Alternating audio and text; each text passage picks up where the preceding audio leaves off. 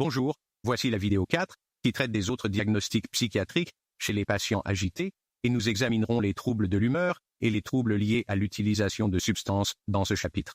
Commençons donc par les troubles de l'humeur, comme le trouble bipolaire, en particulier la manie aiguë. Aujourd'hui, le manuel de diagnostic indique qu'il existe une bipolarité I et une bipolarité II. Le plus souvent, c'est la manie bipolaire I qui doit vous préoccuper lorsqu'elle est rencontrée dans un contexte d'urgence. Lorsque nous pensons à la manie aiguë, il s'agit de personnes qui peuvent présenter l'un ou l'autre des symptômes suivants: euphorie, irritabilité, colère fluctuante allant jusqu'à la rage et l'hostilité. Délire, en particulier, délire paranoïaque. L'hypersexualité ou aussi l'hyperreligiosité, en particulier, le fait de croire que l'on a des pouvoirs religieux spéciaux ou des connexions. Quelqu'un est hyperactif, il ne peut pas rester assis, il bouge dans tous les sens, ils s'expriment rapidement, sont très bavards, ils peuvent aussi être très impulsifs, et nous voyons souvent des pensées qui s'emballent. Et si les gens vous disent, par exemple, qu'un membre de leur famille n'a pas dormi depuis 3 jours, c'est un véritable signe qu'il pourrait s'agir d'une manie. Réalisez qu'il existe de nombreuses données qui montrent que les patients souffrant de manie aiguë présentent un risque accru de suicide. En particulier lorsque nous avons ce que nous appelons un état maniaque mixte, où il peut y avoir des symptômes de manie, mais aussi une certaine dysphorie, des symptômes dépressifs, des sentiments de désarroi, ou que leur vie ne se déroule pas comme ils le souhaitent, et qu'ils ont suffisamment d'énergie pour aller de l'avant et faire des choses dangereuses qui les mettent en danger. Il est donc très important d'examiner attentivement les patients maniaques et de s'assurer qu'ils ne sont pas également très dangereux pour eux-mêmes. Il faut aussi se rendre compte que les personnes qui sont dangereuses pour elles-mêmes et dont l'énergie est exacerbée peuvent aussi être un danger pour les autres parce que parfois, une idée leur vient à l'esprit. Je vais me tuer de toute façon, autant que je tue quelques personnes avec moi. Ils peuvent vraiment avoir un mauvais contrôle de leurs impulsions. J'ai malheureusement vu des comportements très risqués. Au cours de ma carrière clinique, j'ai vu tant de cas de personnes qui ont été amenées après avoir fait quelque chose que le commun des mortels ne ferait pas, comme prendre une voiture et conduire 800 miles dans une direction au milieu de la nuit sans raison et sans destination. Et juste pour voir à quelle vitesse ils pouvaient aller tout le long du chemin, sortir et aller dans des quartiers dangereux, et crier des choses inappropriées ou agir d'une manière inhabituelle, en se mettant vraiment en danger. Il y a une sorte de grandeur d'âme qui fait que les gens se sentent surhumains, à l'abri du danger, et qu'ils n'ont qu'à marcher dans ce quartier dangereux, et à crier des insultes à tous ceux qu'ils croisent, parce que personne ne peut nous faire de mal. Une partie de cette grandeur d'âme met réellement les gens en danger, et nous devons le reconnaître lorsque nous procédons à une évaluation des risques. En même temps, il faut reconnaître que parmi les maladies mentales graves, le trouble bipolaire I a souvent des personnes qui fonctionnent très bien lorsqu'elles ne sont pas dans un cycle de manie ou de dépression grave.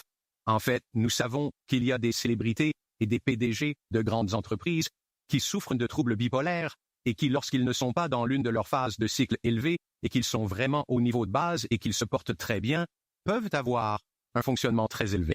Ce que nous avons constaté, c'est que les personnes maniaques se souviennent souvent très bien de ce qui s'est passé et conservent le niveau d'intelligence qu'elles ont lorsqu'elles ne sont pas en phase aiguë et qu'elles se souviennent souvent très bien des choses lorsqu'elles sont en rémission. Il est donc important de travailler avec eux en gardant cela à l'esprit et en le reconnaissant. Ne dites pas quelque chose de loufoque ou quelque chose dont vous pensez qu'ils ne se souviendront pas, parce que regardez leur état actuel. Ils s'en souviendront probablement et ils se souviendront que c'est vous qui l'avez dit. Traitez-les donc comme vous voudriez être traités vous-même. Suivez la règle d'or. Nous passons maintenant à la comorbidité de l'abus de substances dans les troubles psychiatriques. Il est parfois très difficile de faire la différence entre des symptômes de type psychiatrique, qu'ils soient causés par une maladie endogène telle que la schizophrénie ou le trouble bipolaire, ou qu'ils aient été induits par l'utilisation, disons, d'un stimulant comme la méthamphétamine ou la cocaïne ou d'autres médicaments.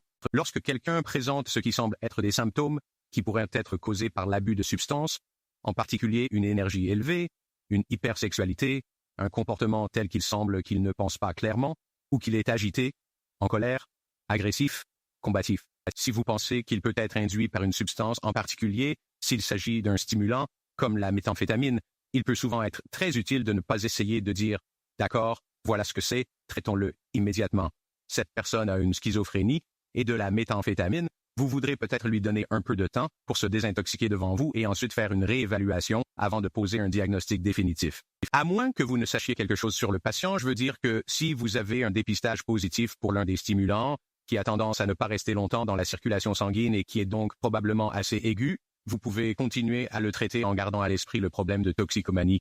N'oubliez pas non plus qu'un grand nombre des personnes que nous voyons aux urgences peuvent souffrir d'une schizophrénie ou d'un trouble bipolaire sous-jacent qui est exacerbé par l'abus de substances. Et pour voir ce qui se passe vraiment, il faut parfois leur donner la chance de redescendre un peu, parfois les traiter un peu avec des médicaments qui aideront à améliorer leur état pendant la désintoxication, ce qui nous aidera vraiment dans notre plan de traitement global et nos décisions sur la disposition à prendre. Nous devrions vraiment éviter de préjuger de ce qui se passe chez quelqu'un à moins d'avoir une bonne idée, soit des données de laboratoire, soit une bonne histoire ou une bonne personne qui est accompagnée pour nous donner une histoire collatérale afin de nous aider à savoir ce qui se passe et à confirmer ce qu'est la condition. Dans l'ensemble, nos points clés sont donc de reconnaître d'abord qu'il y a beaucoup d'autres conditions de santé comportementale qui peuvent conduire à l'agitation en dehors de la schizophrénie. Certainement, la manie aiguë et certainement un pourcentage très élevé d'agitation dans les situations d'urgence va être dû à l'intoxication de substances, parfois au sevrage de ces substances. Il faut savoir que les patients atteints de manie aiguë ont souvent un très mauvais contrôle de leurs impulsions et qu'ils peuvent, de manière imprévisible, devenir dangereux pour eux-mêmes ou pour les autres sans qu'ils ne pensent que c'est un problème. En raison de leur énergie élevée, de leurs pensées qui s'emballent, ils peuvent soudainement devenir dangereux pour eux-mêmes ou pour les autres. Il faut donc toujours garder cela à l'esprit. Assurez-vous que lorsque vous travaillez avec une personne comme celle-ci, vous tenez compte du fait que même si elle ne semble pas agitée, agressive ou violente à ce stade, cela peut arriver à tout moment, et assurez-vous que le personnel et toutes les autres personnes qui se trouvent à proximité en sont conscients. Enfin, il peut être difficile de déceler les symptômes d'une maladie psychiatrique lorsqu'une personne est gravement intoxiquée ou en état de sevrage. Donc, s'il est possible de lui donner un peu de temps pour voir s'il y a une désintoxication, si cela améliore son état, cela peut être utile et cela peut aider à éviter beaucoup de problèmes. Cela peut être utile et permettre d'éviter de nombreux problèmes.